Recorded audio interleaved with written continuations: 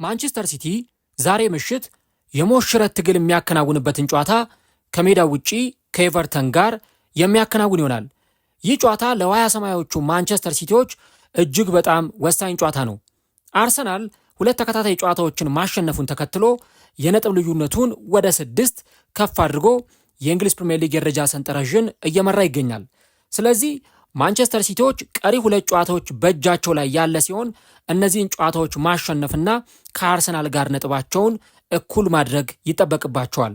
አርሰናል ኒውካስልንና እንዲሁም ደግሞ ባሳለፍነው ሳምንት ፉልሃምን ማሸነፉን ተከትሎ አሁን ጫናውን ወደ ማንቸስተር ሲቲ ያሸጋገረው ይመስላል።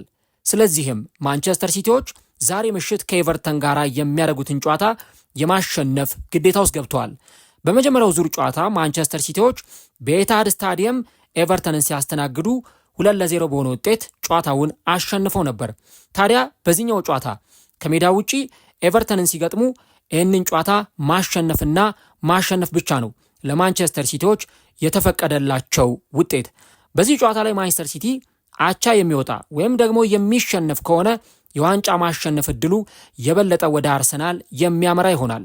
ስለዚህም በዚህ ጨዋታ ላይ ማንቸስተር ሲቲዎች 3 ነጥብ ማግኘት የግድ ይጠበቅባቸዋል። ይህ በእንዲህ እንዳለም ኤቨርተን ይህን 3 ነጥብ ማግኘት አጥብቆ ይፈልጋል። ምክንያቱም በሚቀጥለው የውድድር ዓመት የአውሮፓ ተሳትፎን ማግኘት ስለሚፈልግ ኤቨርተንም ይህንን ጨዋታ ማሸነፍ ይፈልጋል። እናም 2 ጠንካራ ቡድኖች ዛሬ ምሽት 4 ሰዓት ጨዋታቸውን ያከናውናሉ። ማንቸስተር ሲቲዎች ከረጅም ቀናት ረፍት በኋላ ወደ ሜዳ ሲመለሱ ምን አይነት ፐርፎርማንስን ሊያሳዩ ይችላሉ? ከዚህም በተጨማሪ የማንቸስተር ሲቲ 4 የፊት መስመር ተጫዋቾች ሃላንድ፣ ሴሜኞ እንዲሁም ደግሞ ሪያን ቸርኪና ከዚህም በተጨማሪ በዚህ ቡድን ውስጥ ውጤታማ ጊዜን እያሳለፈ የሚገኘው የረሚ ዶኩ ምን አይነት እንቅስቃሴን ሊያሳዩ ይችላሉ? ልክ እንዳለፉት ሳምንታት አስፈሪነታቸው ይቀጥል ይሆን? ኤቨርተንስ በምን መንገድ ማንቸስተር ሲቲን ሊፈትን ይችላል? እነዚህንና ሌሎች ጉዳዮችን እስከ ቪዲዮ መጨረሻ ድረስ ከኛ ጋር አብራችሁ ከቆያችሁ የምንነግራችሁ ይሆናል። ሰላም ጤና ይስጥልን። የተወደዳችሁና የተከበራችሁ ውድ የቻናላችን ተከታታዮች እንዴት ናችሁልን? እግዚአብሔር ይመስገን እኔ በጣም ደህና ነኝ። የምትገኙት አራዳ ሜዳ ኦፊሻል የዩቲዩብ ገጻችን ላይ ነው። የዩቲዩብ አናሊቲክሳችን እንደሚያሳየን ከሆነ 52.9% የሚሆኑ አድማጮቻችን ቪዲዮአችንን የሚመለከቱት ሰብስክራይብ ሳያደርጉ ነው። ስለዚህ ሰብስክራይብ ካላደረጋችሁ አሁኑኑ ሰብስክራይብ በማድረግና የሮል ምልክቷን በመጫን የቻናላችን ቤተሰቦች እንድትሆኑ የአክብሮት ግብዣችን ነው። እንዲሁም ደግሞ ፕሮግራማችን ቫይራል እንዲወጣ በርካቶች ጋር እንዲደርስ የእናንተ ላይክ ማድረግ በጣም ይጠቅመናል። ይህ ፕሮግራም ቢያንስ በትንሹ 600 ላይክ እንዲኖረው እንፈልጋለን። ስለዚህ ሁላችሁም የ3 ሰከንድ ስራ ነው፣ ቪዲዮን ላይክ እያደረጋችሁ ጀምሩት። የአራዳ ሜዳ ኮሜንታተር ተስፋ ወርቅ ሉል ሰገድ አብሬያችሁ ቆይታ አድርጋለሁ። ፈጣሪ ፈቅዶ በድጋሚ ከእናንተ ጋር ተገናኘን። በዚህኛው ፕሮግራማችን ላይ ደግሞ ዛሬ ምሽት በእንግሊዝ ፕሪሚየር ሊግ ኤቨርተን ከማንቸስተር ሲቲ ጋር የሚያደርጉትን ጨዋታ በቅድመ ጨዋታ ትንታኔ ዳሰሳችን ወይም ደግሞ በፕሪማች አናሊሲስ ዝግጅታችን የምንመለከተው ይሆናል ማለት ነው። እንግዲህ ይህ ጨዋታ ለማንቸስተር ሲቲዎች እጅግ በጣም ወሳኝና ትልቅ የሚባል ጨዋታ ነው። ማንቸስተር ሲቲዎች ይሄንን ጨዋታ ሲያከናውኑ እንግዲህ ከቀናት ረፍት በኋላ ነው ወደ ሜዳ የተመለሱት። ማንቸስተር ሲቲዎች እንግዲህ ለመጨረሻ ጊዜ ጨዋታቸውን ያከናወኑት በኤፍኤ ካፕ ከሳውዛምፕተን ጋር በተደረገው የግማሽ ፍጻሜ ጨዋታ ነበረ። ያ ጨዋታ እንግዲህ በእነሱ አቆጣጠር ሚያዝያ 25 የተደረገ ጨዋታ ነው። እንግዲህ ከ9 ቀናት በኋላ ነው ማንቸስተር ሲቲ ወደ ሜዳ የሚመለሰውና ይሄንን ጨዋታ የሚያከናውነው እና ማንቸስተር ሲቲዎች ይህንን ጨዋታ ሲያከናውኑ ኦልሞስት ከአንድ ሳምንት በላይ በጣም ጥሩ የሚባል የእረፍት የልምምድ ጊዜን አሳልፈው ነው ወደዚህ ጨዋታ የሚመጡት። ከዚህ በተጨማሪ ግን ማንቸስተር ሲቲዎች ከዚህ በኋላ ለሚመጣው ጊዜ ደግሞ ወገባቸውን ጠበቅ ማድረግ ይጠበቅባቸዋል። ምክንያቱም ከዚህ በኋላ የሚያደርጓቸው ጨዋታዎች በጣም በጥቂት ቀናት ውስጥ የሚከናወኑና ብዙም እረፍት የማያገኙባቸው ጨዋታዎች ይሆናሉ። ለምሳሌ ይህንን ጨዋታ ከኤቨርተን ጋር ካከናወኑ ከ4 ቀናት በኋላ ብሬንትፎርድን ይገጥማሉ። ከዛ ቀጥሎ ደግሞ እንደዚሁ 3 ቀናትን አርፈው ከክሪስታል ፓላስ ጋር ይጫወታሉ። 2 ቀናትን አርፈው ወሳኝ ጨዋታቸውን በኤፍኤ ካፕ ፍጻሜ ከቼልሲ ጋር ያከናውኑና እንደገና 2 ቀናትን አርፈው ከቦርንመዝ ጋር የሚጫወት ይሆናል። ስለዚህ ከዚህ በኋላ የሚያረጓቸው ጨዋታዎች ተደራራቢና በጥቂት ቀናት ልዩነት በ3 ቀን በ4 ቀን ልዩነት የሚደረጉ ጨዋታዎች ስለሆኑ ማንቸስተር ሲቲዎች ይህንን የ9 ቀን እረፍት እንደ አንድ ጥሩ መነሳሻ የሚጠቀሙበት ይሆናል ማለት ነው። እንግዲህ ይህንን ጨዋታ በማንቸስተር ሲቲ በኩል ስንመለከት ከባለፈው ጥቂት ሳምንታት በኋላ እንደገና ፕሪሚየር ሊጉ አዲስ ታሪክ ውስጥ የገባበት ጊዜ ነው። እንግዲህ ማንቸስተር ሲቲ አርሰናልን ካሸነፈና ከአርሰናል ጋር በነጥብ እኩል ከሆነ በኋላ በርንሌይን ደግሞ አሸንፎ የፕሪሚየር ሊጉ የደረጃ ሰንጠረዥ መሪነትን ለቀናት ተረክቦ ነበረ። ከዛ በኋላ አርሰናል በተከታታይ 2 ጨዋታዎችን ኒውካስልንና ፉላምን ማሸነፉን ተከትሎ አርሰናል በ6 ነጥብ ልዩነትና በ4 የንጹህ ጎል ልዩነት ፕሪሚየር ሊጉን መምራት ጀምሯል። ስለዚህ አርሰናል 2 የተሻሉ ጨዋታዎችን አድርጓል። አርሰናል በ6 ነጥብ ልዩነት ፕሪሚየር ሊጉን እየመራ ነው። አርሰናል ደግሞ ይህ ብቻም አይደለም፣ በጣም በተሻለ ሁኔታ በ4 ጎል ዲፍረንስ ፕሪሚየር ሊጉን እየመራ ይገኛል። አሁን የጫናው ኳስ አርሰናል ላይ የነበረው ጫና፣ አርሰናል ላይ የነበረው ፕሬዠር ወደ ማንቸስተር ሲቲ ተሻግሯል። ጫናው አሁን ያለው ማንቸስተር ሲቲዎች ጋር ነው ማለት ነው። ስለዚህ ይህንን ጫና እንዴት ይቋቋሙታል የሚለው ትልቁ የፔፕ ጓርዲዮላ እና የተጫዋቾቹ የቤት ስራ ይሆናል እና አርሰናል ከዚህ በኋላ የሚያደርጋቸውን ጨዋታዎች ስታዩ ለምሳሌ ለአለመውረድ የሚጫወተው ዌስትሃም፣ መውረዱን ያረጋገጠው በርንሌይ፣ ከዛ በመቀጠል ደግሞ ከክሪስታል ፓላስ ጋር አርሰናል የሚጫወት ይሆናል። ወረቀት ላይ ስታዩት እንደውም አርሰናል የተሻለ ጨዋታ ያደርጋል ከማንቸስተር ሲቲ በተሻለ። ማንቸስተር ሲቲ ግን ወይ ለአውሮፓ መድረክ የሚጫወቱ ወይ ደግሞ ቻምፒየንስ ሊግ ለመግባት የሚጫወቱ ቡድኖችን ነው የሚገጥመው። ኤቨርተንን፣ ቦርንመዝን፣ አስተን ቪላን፣ ፓላስን ይገጥማል ማንቸስተር ሲቲ 5 ጨዋታዎች። ስለዚህ ማንቸስተር ሲቲ ይህንን ከአርሰናልን በባሰ ያለበትን ከባድ ጫና የመቋቋም ትልቅ ኃላፊነት ይጠበቅበታል። የዛሬው ጨዋታም እንግዲህ በዚህ መንገድ የሚጠበቅ ጨዋታ ይሆናል ማለት ነው። ጨዋታው ለማንቸስተር ሲቲዎች ቀላል የሚባል ጨዋታ አይሆንም። ምክንያቱም ኤቨርተኖች ካሉበት ፎርም አንጻር በእርግጥ በቅርብ ጨዋታዎቻቸው ላይ ኤቨርተኖች ጥሩ ውጤት እያስመዘገቡ አልነበረም። ለምሳሌ በባለፉት ካደረጓቸው 5 የፕሪሚየር ሊግ ጨዋታዎች ማሸነፍ የቻሉት አንዱን ብቻ ነው። እሱንም ቼልሲን 3-0 ያሸነፉበት ጨዋታ። ከዛ ውጪ በአርሰናል 2-0 ተሸንፈዋል። ከብሬንትፎርድ 2 አቻ ተለያይተዋል። በሊቨርፑል 2-1 ተሸንፈዋል። ባለፈው ደግሞ ጭራሽ ባልተጠበቀ ሁኔታ በዌስትሃም 2-1 ተሸንፈዋል።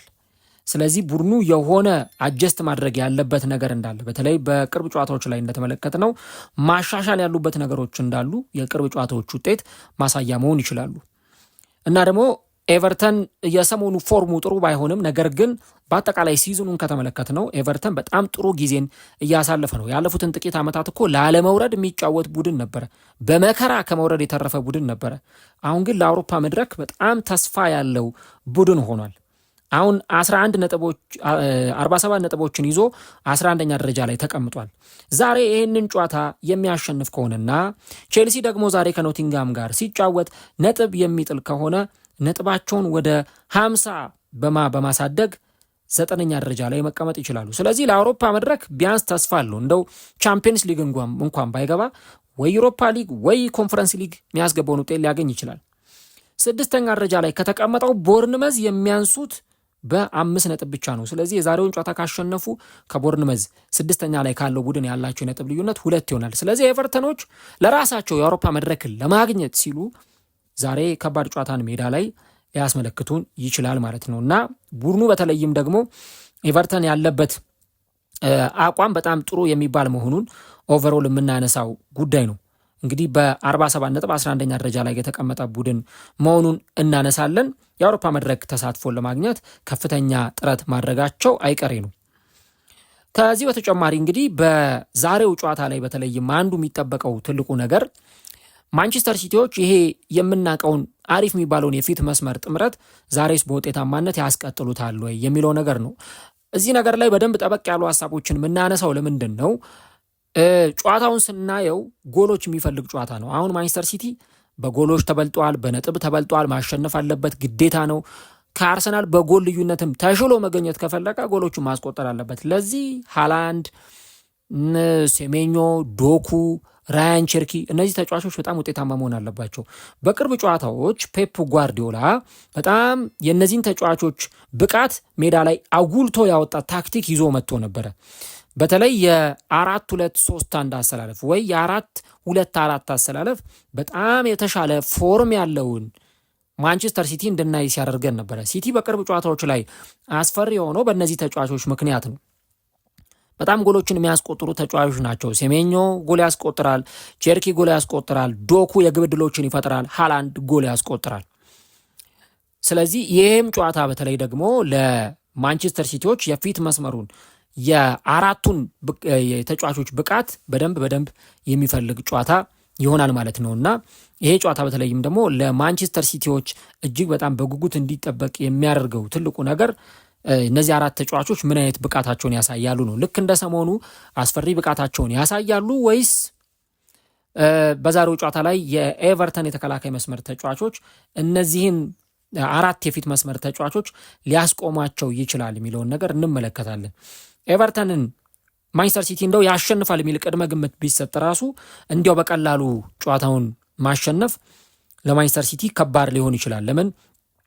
በጣም ጠንካራ ተከላካዮች አሏቸው። እነ ታርኮቭስኪ፣ ማይከሌንኮ፣ ብሬንዝዌት፣ እነ ጄኮብሪየን የመሳሰሉ ተጫዋቾች አሏቸውና የነዚህ ተጫዋቾች ጥሩ ብቃት ደግሞ በተለይም በመከላከሉ ረገድ የማንቸስተር ሲቲ እነዚህ አራት ተጫዋቾችን የግብ ዕድሎችን እንዳይፈጥሩ ዕድሎችም ከተፈጠሩ ደግሞ እነዛን ኳሶች ብሎክ በማድረግ ውጤታማ የመሆን ሀሳብና ፍላጎት ነው ያላቸውና እኔ በተለይ ደግሞ ማንቸስተር ሲቲዎች ይህንን ነገር በደንብ ፔኔትሬት አድርገው መግባት ይጠበቅባቸዋል ማለት ነው። ይህ በዚህ እንዳለ ግን አንድ ደግሞ የምናነሳው ሌላኛው ሀሳብ የሚሆነው ምንድን ነው? በተለይ ማንቸስተር ሲቲዎች በሜንታሊቲ ረገድ ምን ያህል ዝግጁ ሆነው ይቀርባሉ የሚለው ነው እና ፔፕ ጓርዲዮላ በጣም ያለውን ልምድ እንዲጠቀም የሚያስገድደው ይህ የዛሬው ጨዋታ ነው። ቅድም እንዳልኩት አርሰናል ጫናውን አራግፏል ከራሱ ላይ። በቅርብ ሳምንታት አርሰናል ጫና ውስጥ ነበረ። በቃ ማንቸስተር ሲቲ ነፃ ሆኖ ከጫና ነፃ ሆኖ ሲጫወት ነበር። አሁን ተገላቢጦሽ ሆኖ ጫናው ወደ ማንቸስተር ሲቲ መጥቷል። ዘ ሲቲዝንስ ወይም ደግሞ ማንቸስተር ሲቲዎች ውሃ ሰማያዎቹ በተለይ ከዚህ በኋላ የሚያደርጓቸውን ሁለት ጨዋታዎች በውዴታም በግዴታም ማሸነፍ ይጠበቅባቸዋል። በተለይ ከኤቨርተንና ከቦርንመዝ ጋር የሚደረጉት ሁለት ጨዋታዎች እጅግ በጣም ወሳኝ ናቸው። በእነዚህ ጨዋታዎች ላይ ማንቸስተር ሲቲ ውጤት የሚያጣ ከሆነ ወይ ከሁለት አንዱ አቻ ወይ ከሁለት አንዱ ሽንፈት የሚያጋጥመው ከሆነ አርሰናል ኦልሞስት ዋንጫውን ወደ ማሸነፍ 93% 95% የበለጠ ተጠጋ ይሄዳል። ለምን? አርሰናል ከዚህ በኋላ አንድ ጨዋታ ሁለት ጨዋታ ባሸነፈ ቁጥር ኦልሞስት የፕሪሚየር ሊጉን ዋንጫ በእጁ የመጨበጥ ያህል ዋንጫውን እያረጋገጠ ይመጣል። ፔፕ ጓርዲዮላ ደግሞ እንደምታውቁት ያለፉት ዓመታት ጥንካሬው እዚህ ሰዓት ላይ አምስተኛ ማርሽ አስገብቶ ሁሉንም ጨዋታዎች ማሸነፍ። በቃ የሚያረጋቸውን ጨዋታዎች 30ኛም 31 32 33 እያለ እስከ 38ኛው ሳምንት ፕሪሚየር ሊጉ ሲቀጥል በዛ አይነት ፐርፎርማንስ ጨዋታዎቹን ሲያሸንፍ ነው የምንመለከተው። ያንን ልምዱን ያንን የዓመታት ያካበተውን ኤክስፔሪየንስ እና የተጫዋቾቹን ብቃት የዛሬው ጨዋታ ላይ መጠቀም ያስፈልጋል። ምክንያቱም አርሰናል በ6 ነጥብ ልዩነት ፕሪሚየር ሊጉን እየመራ እንደሆነ መዘንጋት የለብንም። ሲቲ ሁለቱን ጨዋታዎች ካሸነፈ ኤቨርተን እና ብሬንትፎርድን ካሸነፈ ከአርሰናል ጋር እኩል 76 ነጥብ ላይ ይቀመጣል። ከዛ በኋላ እንግዲህ በንጹህ ጎል ታይቶ መሪነት ላይ የሚቀመጥበትን እድል ያገኛል። ለዛ ነው የዛሬው ጨዋታ እጅግ በጣም ወሳኝ ነው የሚባለው እና የማንቸስተር ሲቲ ደጋፊዎች በጉጉት የሚጠብቁት ጨዋታ፣ በዛ ላይ ከሜዳቸው ውጭ የሚደረግ ጨዋታ ስለሆነ እጅግ በጣም ፈታኝ ጨዋታ ይሆናል ማለት ነው እና ጨዋታው እንደተጀመረ እኔ የምጠብቀው አንዱ ነገር ማንቸስተር ሲቲዎች ኳስ ይዘው በጣም በጥሩ ሁኔታ ሊጫወቱ ይችላሉ። ኳስ ተቆጣጥረው እያጠቁ ሊጫወቱ ይችላሉ። ኤቨርተን ግን በመልሶ ማጥቃት ነው ሊጫወት የሚችለው። እነ ቤቶ እነ ዶይስበሪ ሆል አመቱን ሙሉ ሲያሳዩን የነበሩት በተለይ ከትልልቅ ቡድኖች ጋር በሚጫወቱ ጊዜ እንዲህ አይነቱን ነገር ነው የሚያሳዩት። ከትልልቅ ቡድኖች ጋር ደግሞ ሲጫወቱ ፈታኝነታቸው የጎላ ይሆናል። ኤቨርተን በአርሰናል 2-0 ሲሸነፍ አርሰናል የመጀመሪያውን ጎል እንኳን ለማስቆጠር 88 ደቂቃ ነበር የፈጀበት። ያ ማለት ረጅሙን ደቂቃ ኤቨርተኖች ዘግተው ነው ሲጫወቱ የነበሩት። ሊቨርፑልን ገጥመው በሊቨርፑል 2-1 ሲሸነፉ 100ኛው ደቂቃ ላይ ቫንዳይክ ባያስቆጠር ኖሮ ሊቨርፑል በዛ ጨዋታ ላይ ነጥብ ጥሎ ሊወጣ ነበር። ቼልሲን ደግሞ ጭራሽ 3-0 ብልጫ ወስደው አሸንፈውታል እና ዴቪድ ሞይስ በተለይ ወደ ኤቨርተን ከመጡ በኋላ ቡድኑን በጣም በጥሩ ሁኔታ እንዳሻሻሉት እየተመለከትን እንገኛለን። ስለዚህ ይሄ ጨዋታ ለማንቸስተር ሲቲዎች በጣም ክሊኒካል እንዲሆኑ የሚጠበቅበት ጨዋታ ነው። ቅድም ከባክ ፎሩ ጋር ከፍሮንት ፎሩ ጋር ወይም ከፊት መስመር አራት ተጫዋቾች ጋር አያይዤ ሳነሳ ማለፍ የሌለብኝ ሀሳብ ቢኖር የማንቸስተር ሲቲዎች ሻርፕ መሆንና የኤቨርተን የመከላከልና የግብ ጠባቂ ሁኔታ በዚህ ጨዋታ ላይ ጨዋታውን የሚወስን ትልቅ ጉዳይ ይሆናል። እንግዲህ በባለፈው ማንቸስተር ሲቲ በርንሌይን ሲገጥም 1-0 ነው ጨዋታውን ያሸነፈው። በሰፋ የጎል ልዩነት ጨዋታውን ያሸንፋል፣ ብዙ የንጹህ ጎሎችን ይሰበስባል ተብሎ ሲጠበቅ ነበር። ግን ሃላንድ አስቆጠረ፣ 1-0 ነው ጨዋታው ያለቀው እና እንደውም እዛ ጌም ላይ የመጨረሻው ደቂቃ ላይ የማዕዘን ምት ሲሰጥ ፔፕ ጓርዲዮላ በጣም ደንግጬ ፈጣሪ ሆይ ብዬ ነበረ ብሎ ተናግሯል። በቃ ምክንያቱም የመጨረሻው የማዕዘን ምት ሲሰጥ ግብ ጠባቂው ጎሉን ለቆ ወጥቷል። በቃ ያ የማዕዘን ምት ከተቆጠረ ሲቲ ያበቃለት ማለት ነው። ያ አይነት ሁኔታ ነበረ እና እኔ በዛ ጨዋታ ላይ በተለይ የማንቸስተር ሲቲ ተጫዋቾች ክሊኒካል አለመሆናቸው፣ ያገኙትን እድል በአግባቡ አለመጠቀማቸው የማጥቃት እንቅስቃሴው ክፍተት እንደነበረበት ማሳያ ነው። ታዲያ አሁን ትልቁ ለማንቸስተር ሲቲ ደጋፊዎች ጥያቄ የሚፈጥረው ነገር በዛሬው ጨዋታ ላይ ያንኑ ከደገሙት የኤቨርተን ምላሽ ምን ይሆናል ነው። ባለፈው በርንሌዎች ጎል ለማስቆጠር ተቃርቦ ነበር። ዶናሩማ ኳስ ሲመልስ ምናምን ስናይ ነበረ። በርንሌይ ማጥቃቱ ላይ በጣም ደካማና የወረደ ቡድን ስለሆነ ነው። ኤቨርተን ግን ያን እድል ካገኘ ያባክናል ወይ፣ የሚገኙ የግብ ዕድሎችን አግኝተው ወደ ኋላ ይላሉ ወይ ኤቨርተኖች የሚለው በጣም ትልቁ ጉዳይ ነው። ከዛ ደግሞ የቡድኑ ግብ ጠባቂ ፕሪሚየር ሊግ ላይ አሉ ከተባሉ ግብ ጠባቂዎች መካከል አንዱ የሆነውና የእንግሊዝ ብሔራዊ ቡድን ወይም የሶስቱ አናብስት ግብ ጠባቂ የሆነው ጆርዳን ፒክፎርድ ነው። ፒክፎርድ በቀላሉ የሚቀመስ ግብ ጠባቂ አይደለም። ኢቨን በመጀመሪያው ዙር ጨዋታ ማንቸስተር ሲቲ ኤቨርተንን 2-0 ሲያሸንፍ ሃላንድ ሁለቱንም ጎሎች ሲያስቆጥር በተለይ አንደኛው ጎል በፒክፎርድ ስተት የመጣ ጎል ነው እንጂ ኤቨርተን ላይ በቀላሉ ጎል ለማስቆጠር እጅግ በጣም ከባድ ነው እና ይሄ ጨዋታ ላይም ጆርዳን ፒክፎርድ ለማንቸስተር ሲቲዎች ፈታኝ ሆኖ መቅረቡ አይቀሬ ጉዳይ ይመስላል። ከዚህ በተጨማሪ ቫይታሊ ማይከሌንኮ እነ ጃኮብ ሪየን በዚህ ጨዋታ ላይ በጣም ጠንካራ የሆነ የፉልባክነት ሚናን ይወጣሉ ተብሎ ይጠበቃል። ማይክል ኪን እና ጄምስ ታርኮውስኪ እንደዚሁ በመሃል ተከላካይ ቦታ ላይ የምንመለከታቸው ተጫዋቾች ይሆናሉ። እድሜው በጣም የገፋ ተብሎ የሚጠቀሰው ኢድሪሳ ጋና ጉዬ፣ ጄምስ ጋርነር በመሃል ሜዳው ላይ የሚታወቁ ተጫዋቾች ናቸውና እንግዲህ በዚህ ጨዋታ ላይም በተለይ ደግሞ እንዲህ አይነቱ ሁኔታ ልንመለከት እንችላለን። በዚህ ዓመት በተለይ በኤቨርተን በኩል እና ኬርናን ዶዌስበሪ ሆል፣ ኢሊማን ኒዳዬ፣ ጃክ ግሪሊሽ እንዲህ አይነት ጥሩ የሆኑ ብቃቶችን ሲያሳዩ ነበረና ለማንቸስተር ሲቲ ተከላካዮችም ባለፈው በርንሌዎች የተከላካይ መስመሩን ሲፈትሹት ሲበረብሩት ስለነበረ ኤቨርተኖች ዛሬም ያንን ነገር ሊጠቀሙ ይችላሉ ማለት ነው። ስለዚህ ማንቸስተር ሲቲዎች ከጎል ማስቆጠር ጋር በጣም የተሻለ መሆን ይኖርባቸዋል። ዛሬ የሚችሉትን የግብ ዕድል መፍጠርና ያንን ወደ ጎልነት መቀየር ይጠበቅባቸዋል። ኤቨርተን ብዙ ጎል ያለው ቡድን አይደለም። በፕሪሚየር ሊጉ 15ኛ ደረጃ ላይ ተቀምጧል። ጎሎችን በማስቆጠር 41 ጎሎችን ነው ቡድኑ ያስቆጠረው። ግን ደግሞ በጣም አደገኛ የሆኑ ኳሶችንም ለመጠቀምና ለማስቆጠር ጥረት ሊያደርጉ ይችላሉና ያንን ነው በደንብ የምናነሳው። እኔ በዚህ ጨዋታ ላይ በተለይ የነ ራያን ቸርኪ ምርጥ ብቃት፣ የግብ ዕድል ፈጠራ፣ የእነዚህ ተጫዋቾች የሜዳ ላይ ምትሃት፣ የዶኩ ፈጣን ድሪብሎች፣ የአንቷን ሴሜኞ ተሻጋሪ ኳሶች፣ መስመር ሰንጣቂ ኳሶች፣ የሃላንድ ጨራሽነት በደንብ መኖር ይጠበቅበታል እና ያንን የምንመለከትበት በጣም ትልቅ ጨዋታ ነው የሚሆነው ማለት ነው። ከዛ በተጨማሪ በዚህ ጨዋታ ላይ እንግዲህ ዣን ሉጂ ዶናሩማ ክሊንሺት ይዞ ለመውጣት ይፈልጋል። ምክንያቱም ለወርቅ ጓንቱ ከዳቪድ ራያ ጋር እየተፎካከረ ነው። ራያ 17 ጨዋታዎች ላይ ክሊንሺት ይዞ በመውጣት የወርቅ ጓንቱን ለሶስተኛ ተከታታይ ዓመት ለማሸነፍ በጣም ተቃርቧል። አምና ወስዷል፣ ካቻምናም ወስዷል። ዘንድሮ የሚወስድበት እድል በጣም ሰፊ ነው። ከኒውካስል እና ባለፈው ከፉልሃም ጋር ጎሎች አልተቆጠሩበትም። ዶናሩማ 13 ክሊንሺቶች አሉትና ዳቪድ ራያን ለመብለጥ ቀጣይ የሚያደርጋቸውን 5ቱንም ጨዋታዎች ጎል ሳይቆጠርበት መውጣት አለበት። ከነዚህ ውስጥ አንድ ጨዋታ ላይ ጎል ከተቆጠረበት ዳቪድ ራያ የወርቅ ጓንቱን መውሰዱን ያረጋግጣል። ዛሬም ባይሆን ቀጣይ የሆነ ጨዋታ ላይ ጎል ከተቆጠረበት የወርቅ ጓንቱን ዳቪድ ራያ መውሰዱን ያረጋግጣልና ለዚህ ዶናሩማም ለሪከርድ ለወርቅ ጓንት እንደሚጫወት ማንሳት ያስፈልጋል። ፒክፎርድ እንደዚሁ 11 ክሊንሺቶች አሉትና እንደውም ዘንድሮ 69.2 ኳሶችን የማዳን ሬት ያለው ተጫዋች ነው ማለት ነው። እንግዲህ ማንቸስተር ሲቲዎች መከላከላቸውን የተሻለ ማድረግ በፋስት ብሬክ ወይም ደግሞ በትራንዚሽኖች እንዳይጠቁ ፔፕ ጓርዲዮላ የመከላከል ቀጠናውን በደንብ ኦርጋናይዝ እንዲያደርጉ ለተጫዋቾቹ ኮማንድ ይሰጣል ተብሎ ይጠበቃል። ቅድም እንዳልኩት ኤቨርተን በፕሪሚየር ሊጉ ጎል በማስቆጠር 15ኛ ደረጃ ላይ የተቀመጠ ቡድን ነው። እንደው ብዙ ጎል ያስቆጥራል ብላችሁ የምታስቡት አይነት ቡድን አይደለም። ግን ጥቂት እድሎችን ካገኙ እነዛን እድሎች ወደ ግብነት የመቀየር ሀሳብ ያለው ቡድን ነውና የዛሬውም ጨዋታ ላይ በተለይ ይህን ነገር በደንብ መመልከት ያስፈልጋል። ያው ሁለት ትልልቅ አሰልጣኞች የሚያደርጉት ጨዋታ ነው። እንግዲህ ዴቪድ ሞይስ ምናልባት በፕሪሚየር ሊጉ ከጓርዲዮላ ቀጥሎ በጣም ልምድ ያላቸው እንደውም ከጓርዲዮላም የቀደመ የአሰልጣኝነት ታሪክ ያላቸው አሰልጣኝ ናቸውና እንግዲህ ሁለት ትልልቅ አሰልጣኞች የሚገናኙበት ነው። ኤቨርተን ለመጨረሻ ጊዜ እንግዲህ በፕሪሚየር ሊጉ ያሸነፈው ማንቸስተር ሲቲን በጥር 2017 ነው። ያ ማለት ከ9 ዓመታት በፊት ነው እና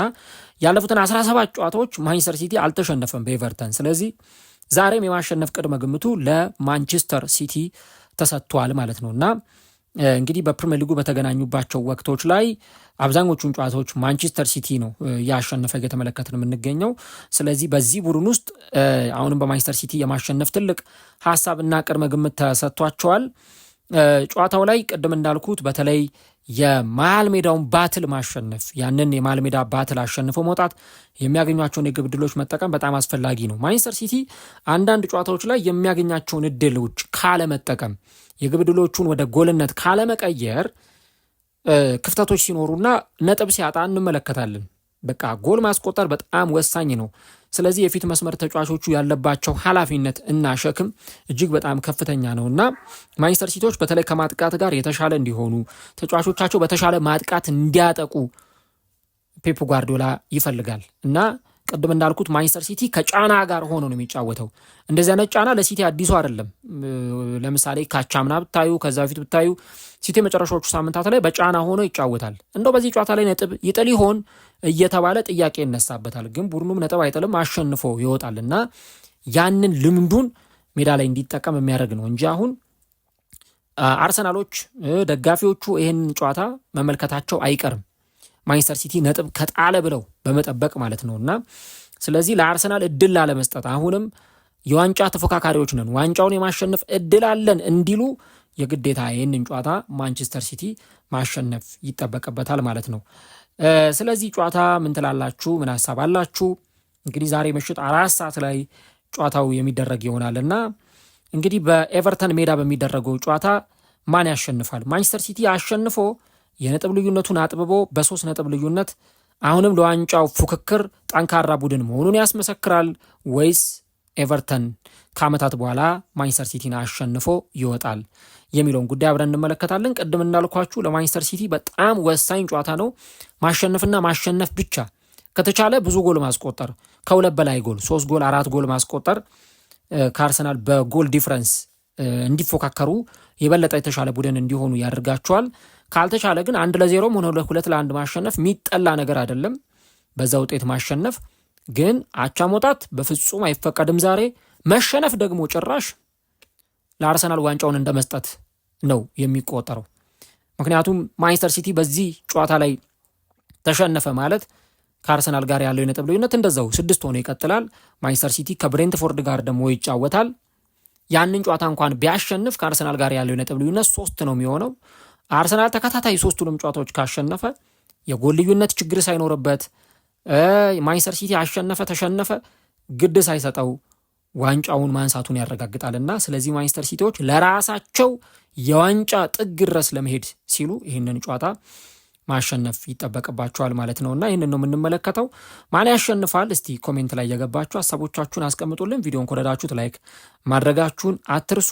እንግዲህ ጨዋታ ዛሬ ምሽት 4 ሰዓት ላይ ይደረጋል። እግዚአብሔር ቢፈቅድ ደግሞ ጨዋታው ካለቀ በኋላ በቀጥታ ስርጭት ፕሮግራማችን እንገናኛለንና ስለዚህ ሁላችሁም ሰብስክራይብ እያደረጋችሁ ጠብቁን። ለምሽት ቀጠሮ እንያዝና እኛ እዚህ ጋር እናበቃለን ማለት ነው።